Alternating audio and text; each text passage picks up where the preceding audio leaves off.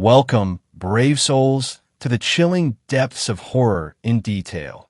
Today, we're going to share Goatman horror stories. First story. There's a weird Goatman dancing and screaming in my backyard. I saw the mid-air collision from my deck, while lounging in a chair and sipping on some tea. It was shortly after 9 p.m., and I'd been thinking of nothing in particular, merely enjoying the ginger and turmeric drink, when the sky was briefly super-illumined by the collision of two projectiles or forces. The resultant explosion was brilliant and white, more so than even the moon, sitting high above, and sparks and debris fell thickly from the fireball toward my lawn. Startled, but also excited. Suburban life could be very boring. I set my drink on the table beside me, fled barefoot down the steps of my deck, and crossed the lawn to the smoldering impact site. A crater about the size of a tractor's tire had been embedded into the earth by whatever had landed. Smoke, blacker than the shadows beneath the sole tree of my lawn, rose from the hole, and the grass about the rim was horribly blackened and also smoldering. The chill of the night was, for the moment, abetted by the heat that emanated from the crater, and I unconsciously drew nearer to the source of warmth. When the smoke had cleared a little, I peered inside, heedless of all precautions for safety at this point, and saw, incredibly, two distinct yet entangled forms, both unmistakably humanoid in appearance. One figure on the right side bore a passing resemblance to a woman, albeit a woman who had developed ivory-white, antler-like projections atop her head. Her body was naked, covered in a sable down, and from this fluff arose puffs of smoke. The other figure, similar in form, but possessing a more greenish fur upon its equally naked body, also emitted smoke from its pores. Despite the violence of their ill-timed, or perhaps intentional, trajectories, both figures seemed unharmed, merely unconscious. If they'd been wearing clothing prior to the collision, it had been completely disintegrated in the fiery meeting. Amazed, not yet having the sense to be rightfully terrified, I knelt beside the rim, careful to keep my face at a backwards angle, so as to not inhale the still pluming smoke. After a while, during which I silently observed the fawn-like yet strikingly feminine pair, the right word being awoke. Eyes, which before had been closed, fluttered open, and a mouth, human in all regards, exhaled, and smoke actually issued from it. The figure, upon comprehending the circumstances, quickly worked to free itself from its bodily entanglement with the other being, and eventually managed to extricate its limbs from the others. It wasn't until it had crawled out of the shallow crater and rested on its knees that it noticed me. I had not moved throughout the entire process, and now looked upon the creature with an expression of shameless wonder. The creature's eyes, entirely black and set angularly in the beneath the broad forehead, narrowed in observation of the human before it. Then, in a flash of movement I couldn't have hoped to visually track, let alone dodge, the creature leapt over the hole, seized me with both its three-fingered hands, and opened its jaws. I saw rows upon rows of short, curved, and loathsomely sharp teeth.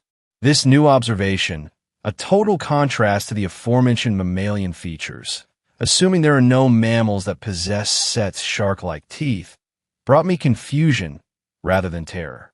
At least, initially, the terror certainly came when a moment later the yawning jaws clamped down on my neck, sinking the teeth into my pathetically accommodating flesh. I fell back, either from the shock of the sudden attack or some quickly working numbing agent, and the creature fell with me. This creature, both fawn-like and fawn-like in appearance, having aspects of both some sylvan satyr and a fledgling deer, remained attached to me by its powerful jaws, and I tried, weakly, to push it away, but was obviously outmatched in strength by the being who had survived an aerial collision and the subsequent plummet to the earth. Just when I thought the life would be wrenched from me, the jaws released, and the creature lifted itself off me, its admittedly handsome face coated with my glistening blood. The head, crowned by a triple arrangement of horns, one branching left and right, the third upward and curving back, looked toward the sky and seemed to bask in the moon's omnipresent glow. No pain accompanied my wound, only a feeling of deep physical loss, a steady drainage of being centered at my torn neck. The creature returned its attention to me, shuddered for a moment, then blinked its eyes. From my vantage, lying upon the grass, which was now soaked in my blood, it seemed as if the creature were struggling to process something, perhaps even the biological elements of my blood. Then, after apparently bringing this process under control, the creature licked its lips, knelt over, but not exactly atop my chest, and spoke in perfect English. "Hello, I am, well, you might call me Lushi as an approximation of my name in your language. For quite a while, I have been running from that one there, the entity still within the crater. They are helplessly, madly in love with me, and despite my sworn lack of interest, they are determined to convince me that we are soul-bound lovers. After a while, after having had enough of the letters and shows of affection, committing atrocities and genocides in my name, I decided to flee our planet. After a period of several years, I eventually found this place, but they'd apparently been on my tail the entire time, and, well, you've seen what has happened now that they've caught up to me." I could only manage a bloody gurgle in response. "Ah, yes. So, I've bitten you not out of malice, and certainly not out of hunger. Were you aware of the delicious and seemingly sapient organisms suspended in a stealthy orbit around your planet? But for a purpose that will become physically apparent in a moment. You see, I really do not wish to have my privacy and singleness compromised by this overzealous romantic any longer. Thankfully, one of the advantages exclusive to my branch of our species is the ability to alter the appearances for a time of others. For perhaps an hour, depending on how your biology handles it, you will take on my appearance. Your body will change down to its very cells to resemble me. Perfect forced mimicry. The recognition of her words dawned immediately, and with it a terror of awful, thought-effacing intensity. The casualness with which this creature had pronounced my non-consensual transformation served to only further dampen and darken my spirits. And had I not been subdued by her bite, I probably would have scurried away into my house and wept like a mortified child. "It's all right. You need only to entertain them for a moment while I escape, disguised, of course, as a member of your species. Who knows, perhaps you possess the necessary cunning or cruelty of heart to convince them to abandon their silly endeavor and return home. If not, then I pray you are able to somehow distance yourself from them when the effects of the transformation begin to wear off. They will not be happy to see that they have been fooled. Best of luck." With that, the creature sprang up into the air on uncannily horse-like legs, a true chimera of forms, this one, and flew away toward some safer destination. Instead of death's cold embrace, I felt instead the agony of my unwanted alien transformation, the reconstitution of bone, muscle, and flesh. The wound in my neck was miraculously healed, but the pain of my physical reconstruction negated any happiness that might have arisen from my escape of death's clutches. When the process was finished, I sat up and peered into the night with an unreal acuity. It was as if the darkness had not been there at all. I stared into and through shadows and saw, incredibly, objects at distances I'm sure were well beyond the magnifications of the most carefully attuned lens, the most powerful scopes. My senses of hearing and smell were likewise bolstered. I tracked the unseen movements of all manners of noctivagant critters throughout the neighborhood. I felt strong, too, preternaturally so. Despite having had my life's blood taken from me in great mouthfuls, I sprang onto my feet and danced around. My hoved feet flattened the blood-streaked grass, and I felt no sense of disorientation as I leapt, with amazing ease, several meters into the air, and landed just as gracefully. My horns, heavy but not uncomfortably so, shone wonderfully, regally in the moonlight, a crown of dazzlingly lustrous ivory. My fur, bristled in my excitement, and I couldn't help but loudly bleat in joy. I felt wonderful, not merely invigorated, but changed entirely for the better. This joy was, of course, short-lived. My elated cry must have awoken the other creature, because a moment later, after gaily pirouetting on one-hooved foot, I came to face them, standing outside of the crater. They eyed me not with suspicion, but with an excitement that was, due to my knowledge of their desires, deeply unsettling. They approached, and I retreated, but rather than seize me in some unwanted embrace of love, they went to a knee, threw their hands into the air, and began shrieking in awful, ear-splitting tones. I cringed, but still they continued, and it wasn't until their posture shifted to another pose that I understood what was happening. They were performing some sort of dramatic confession of their love, a theatrical display of their bestial affection for what they thought was the same species object of their desire. I also realized not long after that my transformation had only been physical, not neurological. There is clearly a rhythm to the impassioned ululations and bleating, suggestions of some poetic language, but nothing comprehensible. I've been given the body of a beast, but not the brain. I tried to speak, to protest these horrible sounds, which were surely waking the neighbors, but my speech came out of my native human tongue. I could not verbally communicate with the lover. The demonstration continued on, becoming even louder and more dramatic, and I found myself further recoiling as certain parts of this creature joined its arms in gesticulating. The display quickly became horrifying as the full monstrous nature of this being was revealed to me. Luckily, at one point in its unwholesome performance, the creature closed its eyes. Taking advantage of this, and my graceful and dexterous body, I hurriedly and silently fled back into my house, leaving the creature to obliviously prance and cavort alone in my backyard. It has been 30 minutes since my escape from that alien satyr. It is still dancing with its eyes closed, perhaps in concentration or some supreme ecstasy of self-expression. Hopefully, the creature will eventually move on. Will assume that I've resumed the game of interstellar chase they and the other have played for who knows how long. Hopefully, they will not think to connect the house only a few feet away from them with the disappearance of their beloved. These creatures, who needn't vessel nor wings to fly, who allegedly slaughter entire populations in morbid expressions of unrequited love. It has taken a considerable amount of focus to type this, possessing only 3 fingers per hand. If the first creature's words are to be believed, I will return to my human form in about 30 minutes, and presumably, hopefully, be removed from risk of harassment by the dancing creature out back. Second story. Central Michigan camping horror. I have always loved camping.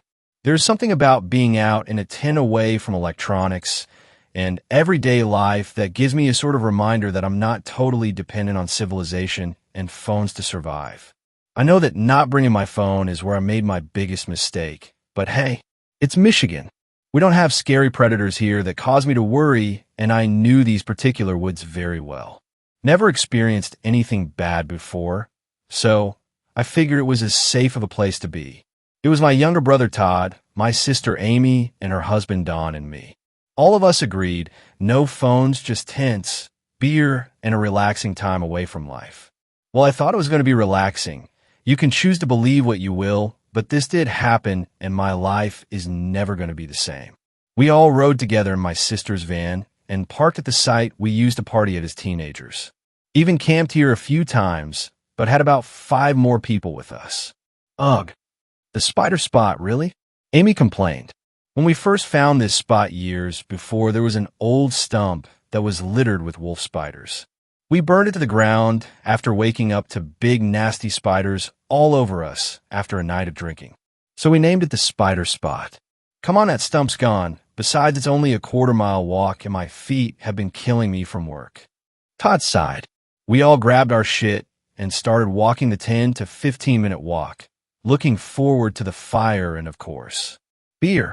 The worst part of the walk was the damn broken branches that seemed to jump out just to stab your face and break off.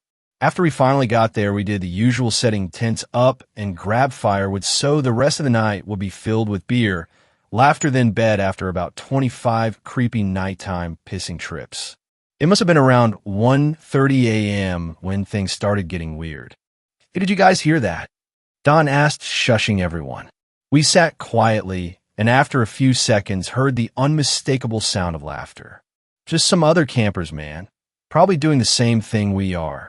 I answered with a laugh. Without warning, Todd shouted loudly to the people, "Got any more beer?" We all laughed and shushed him. We were having a blast and didn't think anything of it. Then we heard running. "What the hell, Todd, you pissed them off?" Amy started to panic a little. "Don't worry, Amy. They're probably drunk, just want to talk." Don comforted her, but you could see the worried look on his face as the footsteps got closer. My heart was beating out of my chest, thinking we were going to get into a drunken brawl. "Got any more beer?" It sounded like a weird recording of Todd, only different. All the hair on my arm stood on end. It really creeped me out. "Very funny assholes," Todd shouted. Then more running footsteps, only this time away from our campsite. Must be drunk teenagers messing with us. Amy breathed a sigh of relief. We all kind of nodded and agreed it was time for bed. That was kind of a buzzkill, and I think creeped us out a little. "Hey, I'm sleeping in your tent, bud," Todd said, kind of with a nervous glance around the darkness. "Pussy," I said with a laugh, but was secretly happy not to have to rough it out alone. Once we all were in our tents, it was very quiet. It was the only time I can remember being kind of scared. I must have dozed off because I woke up to Todd shaking me. "Dude, listen," he whispered quietly. At first there was nothing. Then I heard the most terrifying thing I've ever heard. It sounded right outside my tent, like a foot away. "I'm sleeping in your tent tonight, bud." Again, it sounded like Todd, only not like him. I was about to shit my pants. Todd looked at me in horror, and I must have had the same look on my face because I was petrified.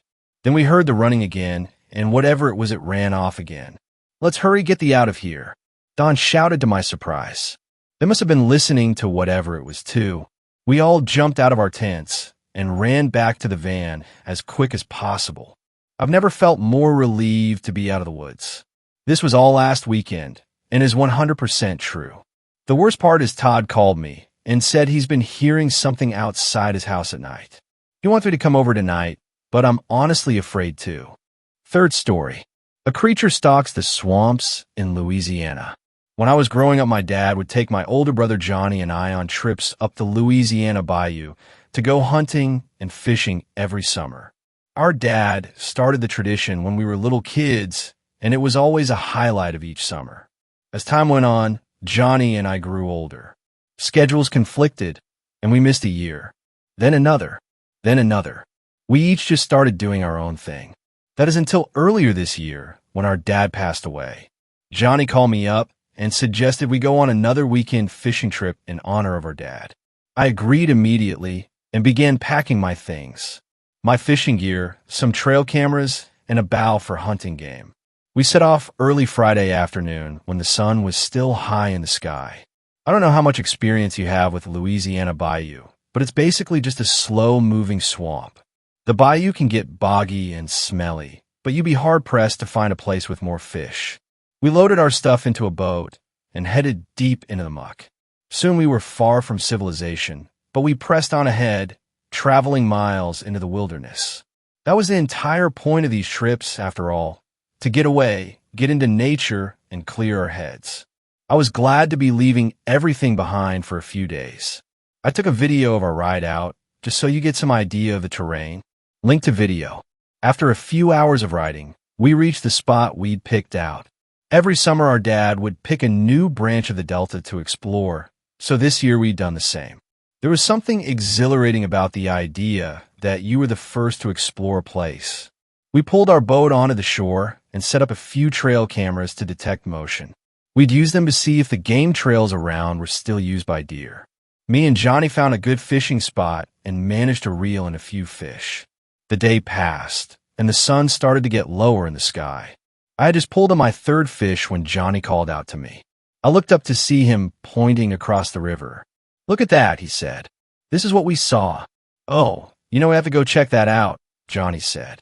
I was worried for a minute, but the house was clearly abandoned and empty. On top of that, we were dozens of miles from the nearest person who might care. We ran back to our boat and used it to cross the river, walking through the house. It looked like it had been abandoned for about a decade, just long enough for all the wood to be warped and rotted, but not long enough to start falling over. The house was full of stuff. Even plates and food were left out on the counter. "Looks like whoever was living here didn't care about leaving anything behind," I said. Then I turned to look into the living room. Someone had scratched huge letters into the wall above the couch. "These are his woods. These are his woods." Johnny asked, "Who is he?" I told him I didn't know. Something about the letters unsettled me. The way they were written as if in a rush, like someone was in a hurry to scrawl them out. I looked through the house windows out at the woods, looking for, I don't know what. "Let's get out of here, man," I said. We left the house and crossed back over the river to our camp. Camping in a tent in the marshy bayou is a bad idea, so our dad had always taught us to use hammocks when we're out there. I climbed up a tree and strung my hammock about 10 feet off the ground, and Johnny did the same to a pair of trees close by. After that, we found a solid piece of ground, started a fire, and cooked some of our fish.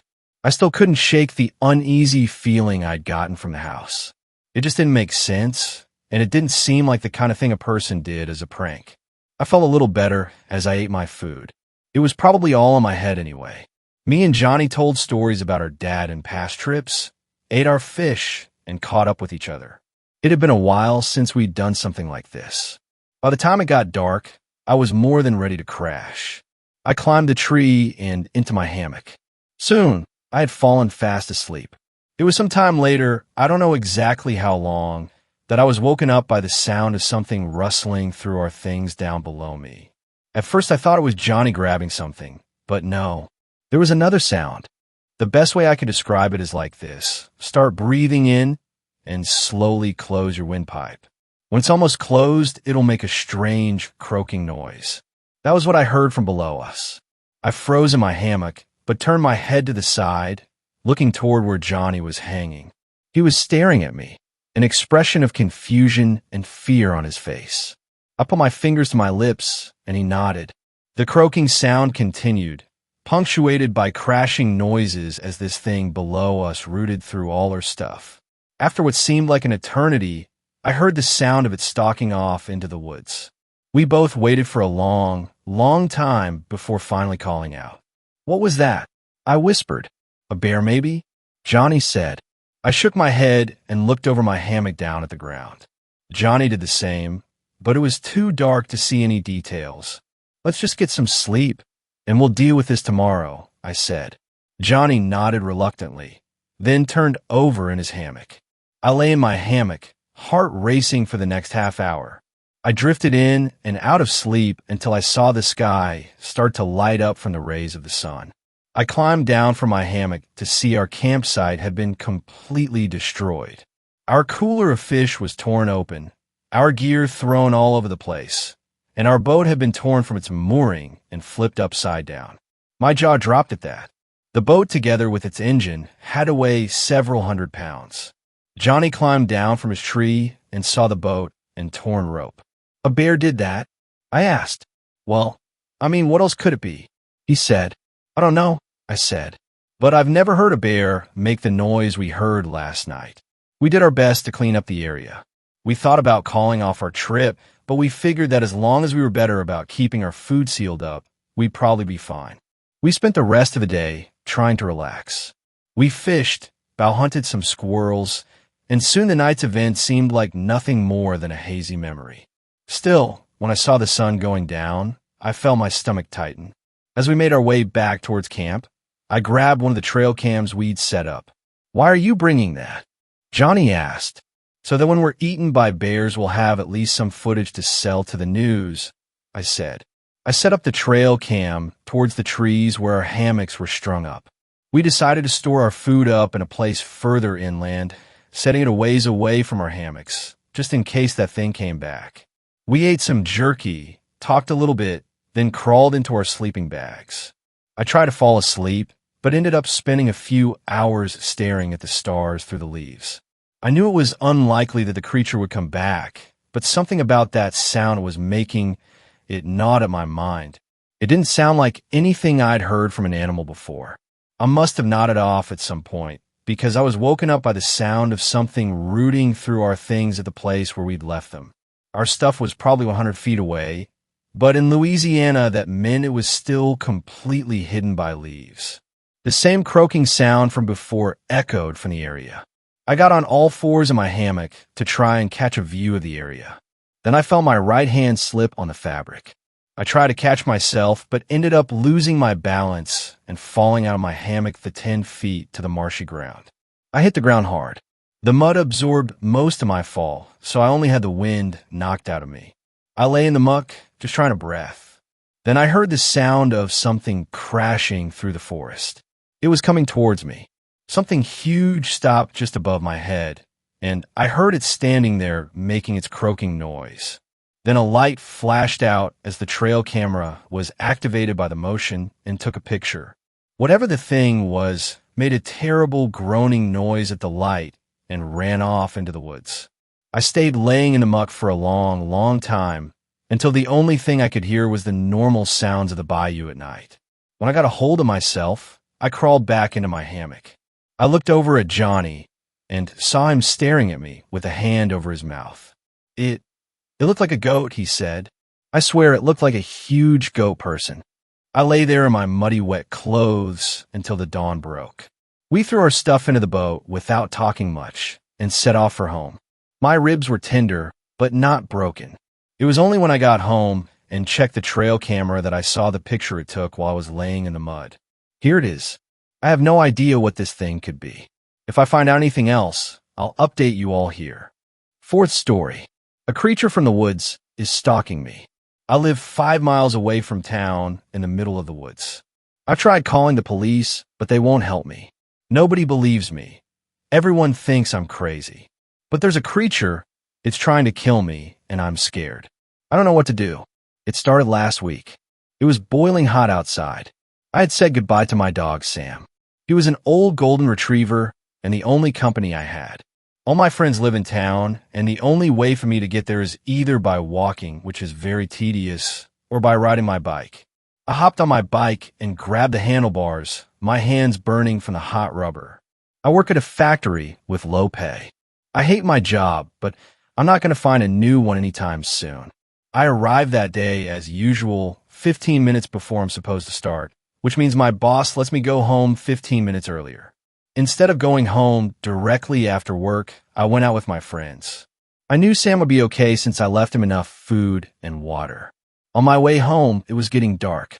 The woods were calm and quiet, but the darkness made it eerie. I only had about a mile left to my home, but there was something I saw that gave me chills. A few yards into the woods, I saw something look at me from behind a tree. I couldn't make out the face, but it had a big hand with long claws, grasping the trunk of the tree as it was peeking out. I wanted to believe it was just some animal, but it looked like nothing I had seen before. I arrived home, looking behind me as I walked to the front door and unlocked it. I quickly closed the door behind me and was greeted by a happy dog. "Hi, Sam," I said. He was panting, and I understood him. It was like a desert in the house. I opened a few windows, but scared of what I had just seen in the woods, I didn't open them all the way. Since it was getting late, and I still had work tomorrow, I grabbed a snack, brushed my teeth, and went to bed. I couldn't sleep. It was still too hot, so I decided to go open the back door to let in some more air. I passed Sam, who was sleeping heavy on the couch. Before opening the door, I took a quick look outside. Whatever I saw in the woods probably wasn't a threat, right? After opening the door, I went back to bed. It was a little cooler than before, but still very hot. I woke up to a slam coming from outside. I looked out the window. The motion sensor had gone off, and my yard was illuminated. It was probably just a raccoon, I thought to myself, and crawled back into my bed. But apparently the slam had woken up Sam too. He started barking outside. Tired, I sat up on the bed, rubbed my eyes, and started going toward the back door. Something was off. It was no longer hot inside, it was freezing, and it kept getting colder. Sam had stopped barking, and I couldn't see him when I went outside. He had probably run off into the woods, chasing the raccoon. "Sam," I called out. He'd usually come running, but now he didn't. "Sam," I yelled. Now I heard something in the woods. It was Sam, or so I thought. The woods were dark, and it was hard to see. I squinted, trying to spot Sam. Eventually, I saw a figure in the dark woods. "Come here, Sam," I said. He didn't come. I started getting worried. My heart was beating very fast. What if it was that thing I saw in the woods earlier? All of a sudden, Sam was tossed into my yard. His throat sliced open. His beautiful golden fur was now covered in blood from claw marks. I was struck with both fear and grief, completely paralyzed and unable to move. "Sam," I said with a quivering voice, thinking maybe he was still alive. He didn't move. My mind was clouded, but I knew exactly what had done this. I broke free from my paralyzed state and bolted towards the back door. As I was running, I could hear it behind me. I got inside, turned around, then I saw it for a split second, and it was moving fast. I shut the door and locked it. I sighed in relief, but then I heard it scratching and slamming against the door. As it was busy, I quickly went to close every window I had opened. But I had forgotten one window, the one in my bedroom. I entered my room, and there it was. Its big claws grasping, trying to get the window open. I quickly slammed the window on its hands. I could see its face now. It let out a loud screech, but its mouth wasn't moving. Its face looked like that of a human corpse, but more distorted. Its eyes wide open, yet staring at nothing. Even as I pressed the window against its hands, its face remained the same, and it terrified me. Eventually it gave up, and I could close the window. It started sprinting back into the woods on all fours. I just now realized how bizarre its body looked. Long, bony limbs and a skinny torso. As it passed Sam, it grabbed him by the legs and pulled him into the woods, dragging him as if he weighed nothing.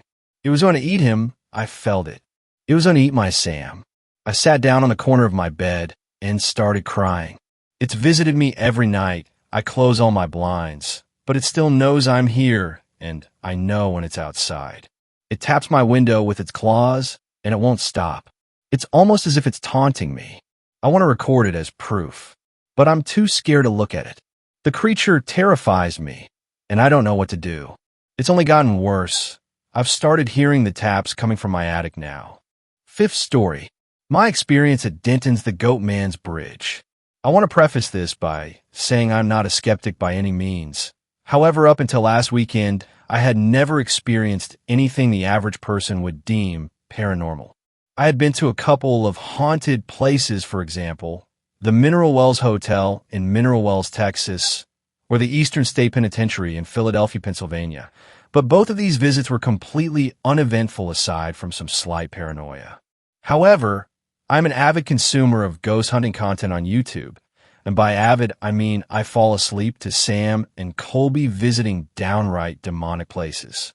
That being, about a month before my visit, I came across their video covering the Goatman's Bridge, and after realizing it was only about an hour from where I live, I decided to gather my friends and plan a trip to this infamous location.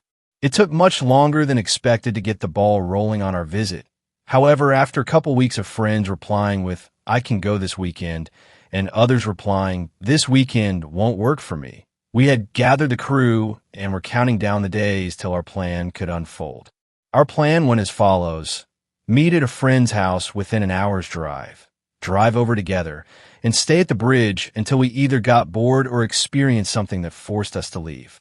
A pretty basic plan, but we decided it would be best to go into the investigation blind without much research before, aside from the few videos we had watched. The weather on the day of the trip was perfect, sunny, and warm, the typical Texas summer weather. I had gotten off work and, after arriving home, meticulously packed a bag to take with me, making sure I didn't leave anything important behind. The items in my bag included a camera with a flashlight taped to the top, a headlamp, another flashlight with a small cross attached to it, an army knife, a portable charger, and plenty of water. I felt like I wouldn't need everything, but in my mind, when it comes to ghost hunting, it is better to be safe than sorry. The drive to my friends was over an hour, meaning I had ample time to prepare myself for the occasion. I was surprisingly calm and didn't think much about the bridge and the horror that might lay in wait for me. Arriving at my friend's house, I showed them all the things I had brought with me for protection from things that could be seen and things that also couldn't be seen before we piled into my car and started the drive over to the Goatman's Bridge. The drive over was honestly pretty serene and entertaining. Lots of laughter, music, and talking filled the space between my friend's house and the bridge, with the sun setting as we drove, creating the perfect backdrop for the road. As we got within 10 minutes of the bridge, we noticed ourselves starting to be surrounded by dense forest, which was a stark contrast to the city landscape we had been surrounded by moments earlier. The parking lot we arrived at was off a main road and positioned directly by the entrance to the main trail that would bring us to the bridge. We got out of my car, grabbed our belongings, and as we stepped out to face the trail, the four of us in the group immediately said, "This place feels off." The parking lot was empty except for a white van, with dark windows, almost looking like something a van dweller would live in. The air was hot and humid, but quiet. Occasional noises were coming from the forest, indicating nature going about its daily business. But other than that, the only other sound was our footsteps and voices.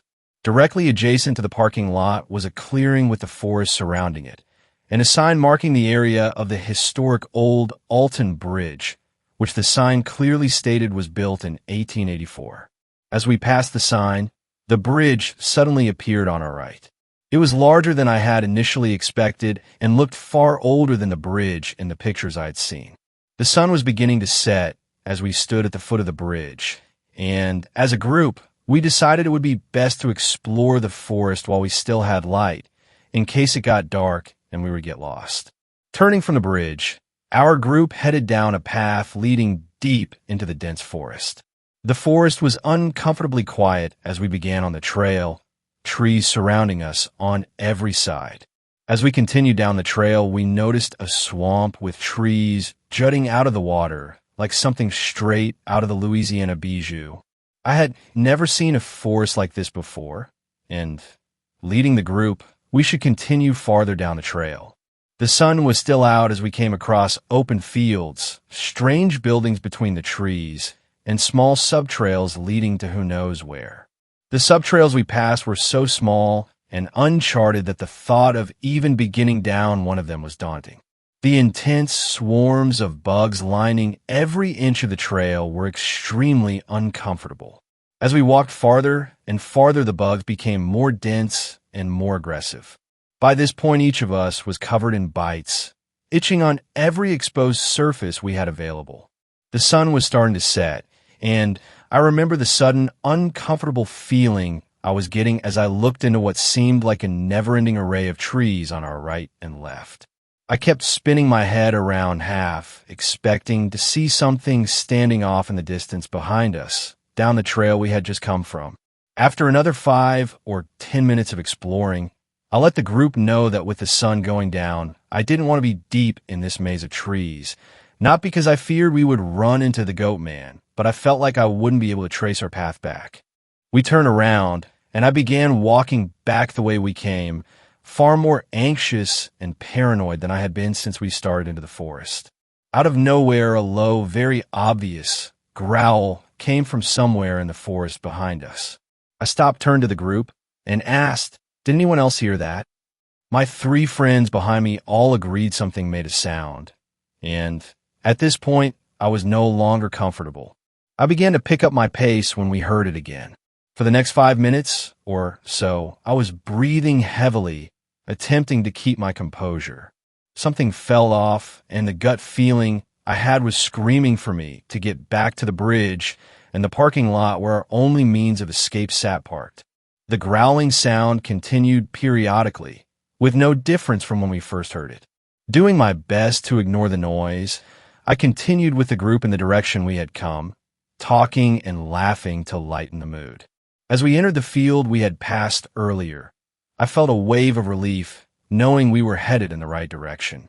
Through laughter and conversation, I felt a sudden urge to yell Marco in the field we stood in.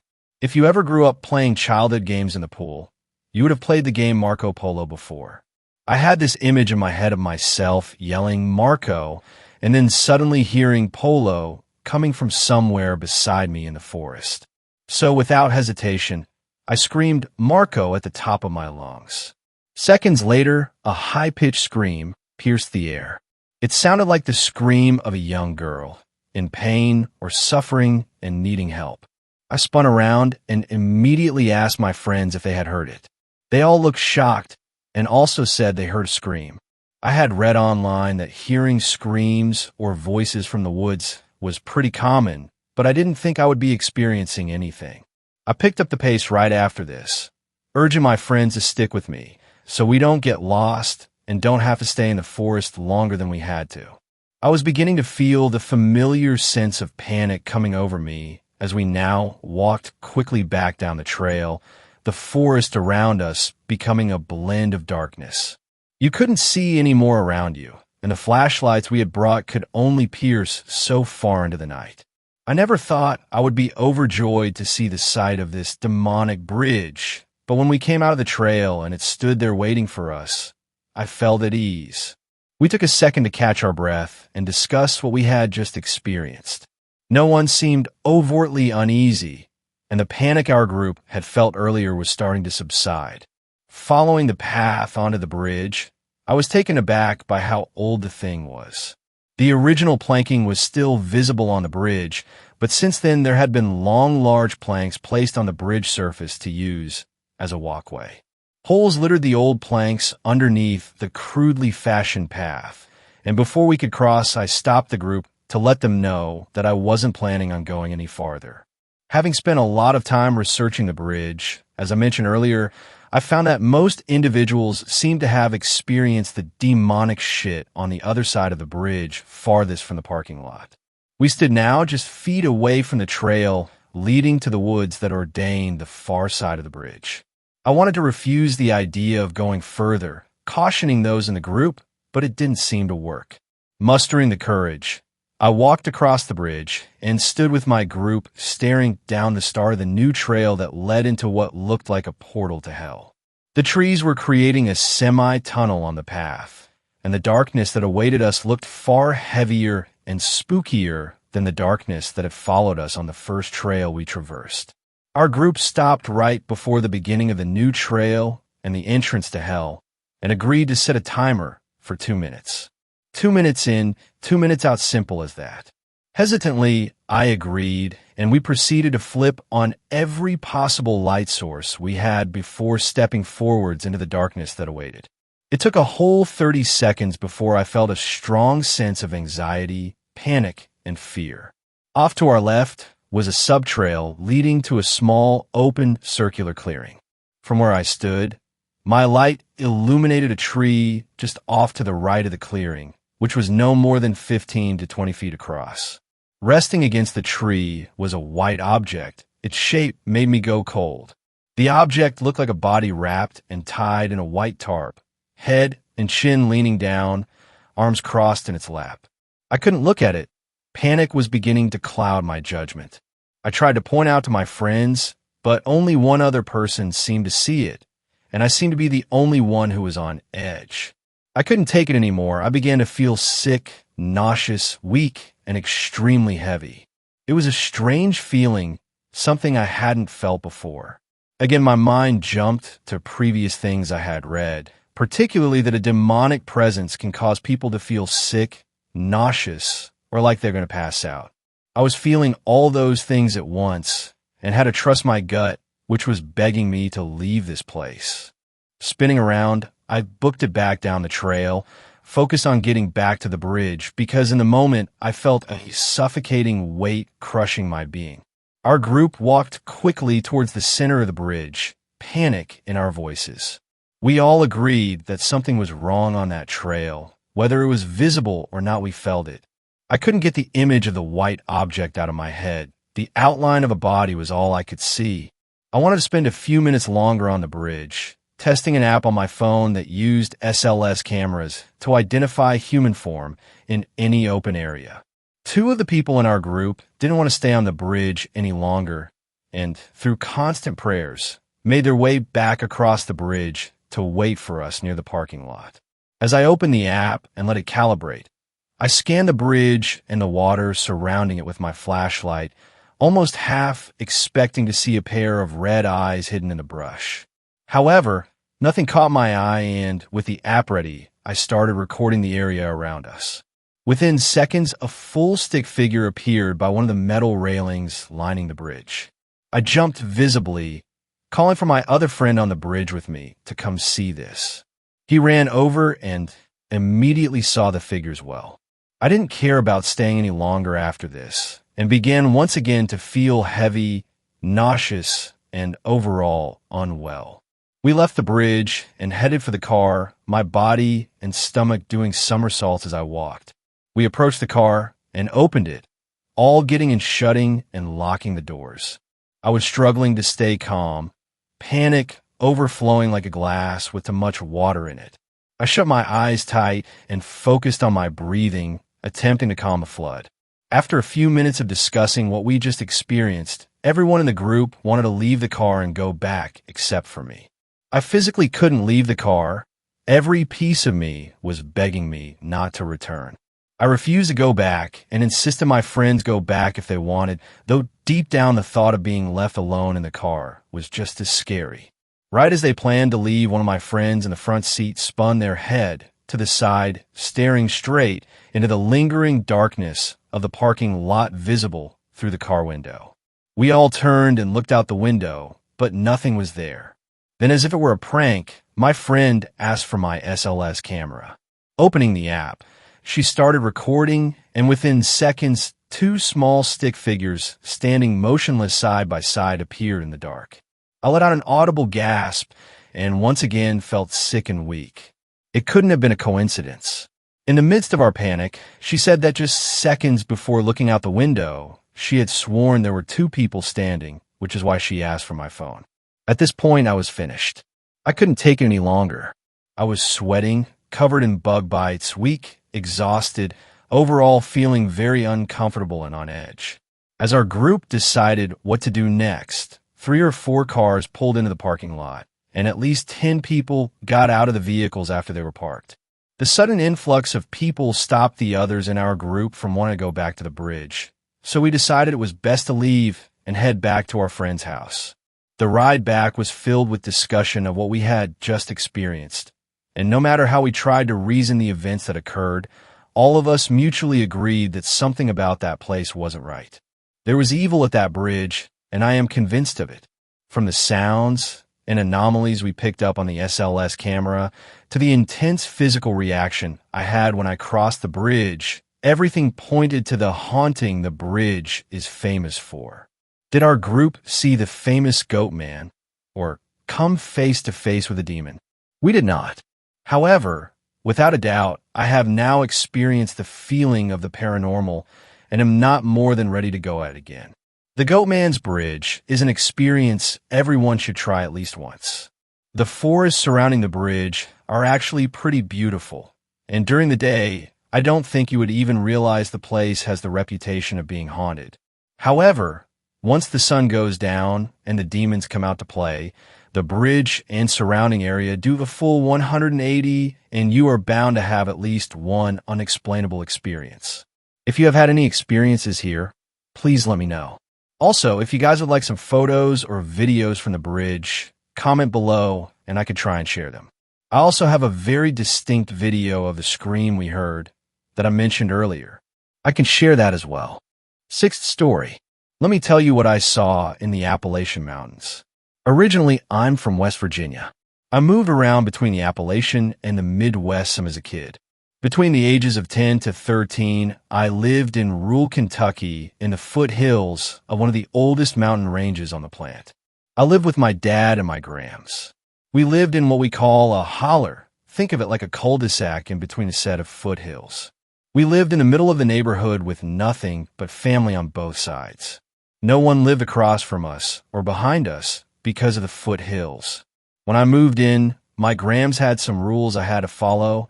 At the time, I chalked them up to hillbilly stranger danger. They were things like don't mess around with the wild animals, don't go out into the woods alone. Then they got a little weird, don't whistle. If you hear your name, don't answer and don't go to it. And if you see someone in the woods you might know you didn't and just come home. This experience happened in August when I was 11. My dad and I had a mowed path through the tall grass and berry bushes to the left of the double wide we lived in. We camped out there a lot because it was close enough that we could check on my grams. Now, when you're in the woods, things are louder than you think. You have animal life, bugs chattering, wind through the trees and grass. There was a stream that ran along the road you could easily hear. That night, we added the campfire to that list. My dad decided to go back up to the house about a quarter mile to get more beer and to check on grams. Before he left, he told me not to mess with the fire. After a few minutes of watching the fire, things started to get quiet. Like real quiet. The wind had all but stopped, bug and animal sounds were all gone, and the stream sounded like it was miles away. I was getting uncomfortable even though I've been left at the campground before like this. Then I started to smell and taste it. It was in the back of my throat out of nowhere. This awful metal tang. After a few more moments of dread, my dad came back. He was mad right away, said he could smell burning metal coming up the trail. He accused me of tossing beer cans in the fire. I told him it didn't, and even pointed to the fire to prove it. He said there was a storm coming in, and we needed to get back home, and he let it go. We left the tent and started our way back. Now, the very cool but very weird thing about lightning in woods this dense is when the lighting hits, it lights up everything like the middle of the day. Well, up until the front of the trees. After the first set of trees, it's pitch black. There are no street lights, and unless you have lights on your property, it's completely black. So it's pitch black, lightly raining, and other than the dim lights from the house windows, there's nothing. I'm eating watermelon as one dose in August in the mountains when the first clap of lighting hits. Everything is as bright as it can be. After the second passes, it's black as pitch aging. Next clap of lighting comes, and that's when I kind of see it. On the porch, past the yard, over the stream, past the road, and the ditches on either side just past the first line of trees, I could see the silhouette of it. Then it goes dark. This is also when I can't start to taste that same awful burning metal. I'm not really sure what I saw, so I just kind of stay still. It's a few moments before the lighting hits aging. The figure is now closer, standing side by side to the trees. Then it's back aging. I'm standing now, not sure what to do. It's been 20 years to this day, and I've tried, but could never fully describe what I saw. This thing's head wasn't proportioned to its body. The arms were too long, and the torso didn't fit right. It was like if you asked a blind person to draw what a person looked like. It just didn't look correct. Once the lighting hit aging, the thing is standing in the middle of the road. Now, I want to see this thing get any closer, I go inside. My grams is doing dishes and asks why I'm inside. I tell her I think I saw something. She almost immediately gets my dad on his feet, telling him to shut and lock all the windows and doors. My dad, vaguely drunk, obeys. That night, I sleep with her. The next day, we discover the tent door is torn off. It didn't look like an animal. Things weren't cut or shredded, but looked like someone took and pulled it apart. My uncle, who lived a mile or so up, had all 8 chickens killed. Heads gone, no blood. The next few weeks, all the kids had to wait for the bus with an adult. My dad had to be late for work for almost 3 weeks. Anytime I try to talk about it, I just had the subject change. I just figured I was a kid and it wasn't important or real. It wasn't until years later I finally understood. I was in my early 20s and some cousins were in town for Halloween. As I was telling this story, my aunt get irate with me saying, "Don't you tell them that. Don't you put that evil on them." After I couldn't help but think back on all the times I tried to talk about it and how I was shunned. My kid mind not realizing it wasn't as simple as a subject change, but then actively shushing me. Once I started dipping my toes in Reddit, I realized there was a name for this thing, the same name my auntie had called it that day at the party, and other people have seen it. The Goatman. What bothers me the most is how to this day, I couldn't describe any feature, nor have I ever tasted that awful burning metal taste. So friends, if you ever find yourself in the foothills of Kentucky, please remember my Graham's rules.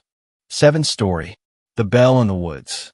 Do not let the ancient bell buried deep within the woods frighten you. Save your fear for the creature that answers its call. My grandfather was a cruel man in every sense of the word. The only love he displayed was an unwavering infatuation with bourbon and abusive discipline. Being my only living relative, my childhood was bound to him and his farm by the constricting shackles of the law. His cruelty and frugal practices drove farmhands and hired help away as quickly as he could employ them. My place, however, was in the kitchen. Cooking and cleaning are the only skills a little girl needs to know. These were the words grandfather tattooed to my psyche. As I grew older, he began to stare at me in a way that no family member ever should. Glassy, bloodshot eyes peered through the keyhole whenever I bathed or dressed. I could only turn away and quietly pray to myself for him to stop. On the night he climbed into my bed, I ran, disappearing into the darkness of the woods. 3 days were all that I could bear. The pains of hunger eventually coerced my aching feet to shuffle back towards the farmhouse.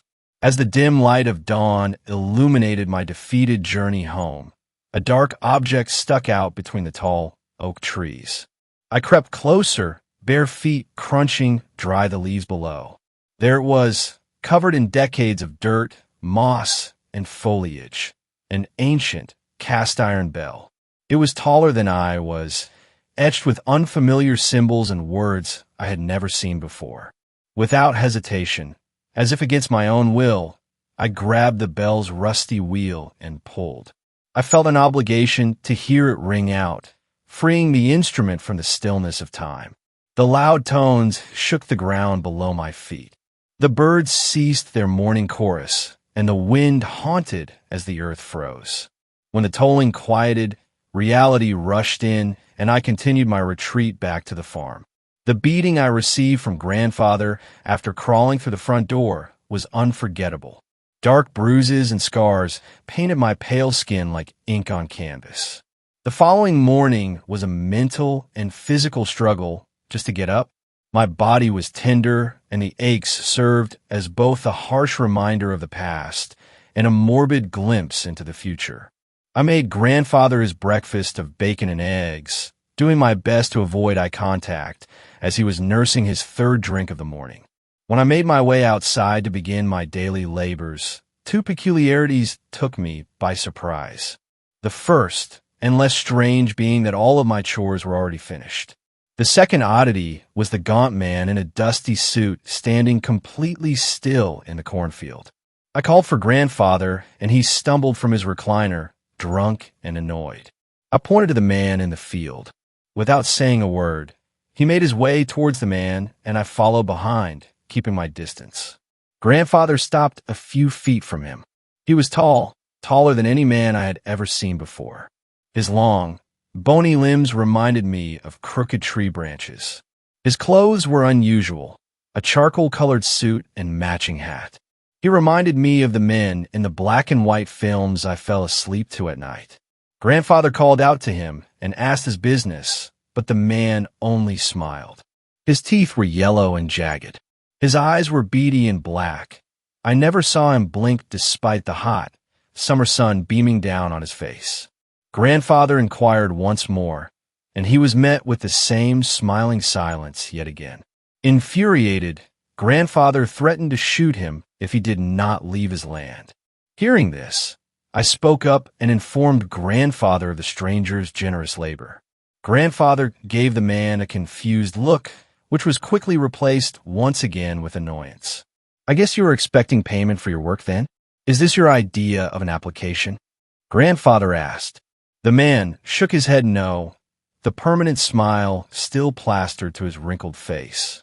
Grandfather continued. Well, then what do you want, huh? The man slowly rubbed his flat belly in a circular motion. Grandfather beamed. Work for food? Now that's a deal I'll take any day. Come on back to my house, and the girl will whip you up something to eat." They strolled towards the house, and grandfather commended him. As the man turned, I noticed a deep, grotesque scar on his neck, oozing green liquid. The lattice pattern made it look as though he had once been cut in two and then sewn back together. I shivered in fear. I prepared a lunch of sandwiches and potatoes for grandfather and the mysterious guest. When I set the plates down, the man tore into the food like a starving animal. Within only a few seconds, he handed me the spotless plate. Amazed, I took it back and prepared another helping for him. Again, he ate it with ferocity. I looked to grandfather and asked him what I was to do. He responded with the back of his hand and barked for me to make him more. And so I did. 8 servings later, the bizarre, lanky man was finally satiated. After lunch, the man quietly rose from the table, walked outside, and disappeared into the woods. I rummaged through the kitchen for any leftover scraps. The next morning, the man completed the chores before I awoke, and again, I made him a meal of tremendous proportions. This routine continued for months, cooking and cleaning for grandfather and the gluttonous stranger. And still, he never spoke. As time went on, our food diminished and my own hunger grew, both for food and freedom from the labor. On a cold, winter afternoon, our food finally ran out. The man had completed the daily chores and sat at the table ready to be served. I begged grandfather for grocery money and promised to be back quickly.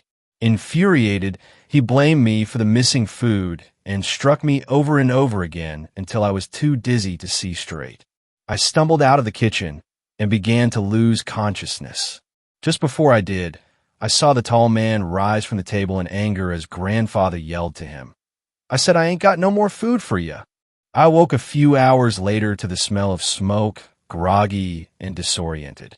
I searched the house high and low, but grandafter and the man were missing. I stepped outside into the crisp air. The smoky smell was stronger. I followed it like a hound until it led me to a clearing in the woods. There I discovered the source. The tall man looked up, smiling at me with his sharp teeth and inkwell eyes. He stood near a fire and rotated a spit, roasting a corpse in the flames. I sat in silence and watched the tall man eat every last morsel of meat from grandfather's charred bones, just before slithering back into the ground, waiting for the dinner bell to ring once again. And I walked out of the woods, smiling, free for the first time in my life. Thanks a lot for watching the video. Till the end, subscribe to Horror in Detail for more videos. Drop your suggestions in comment section.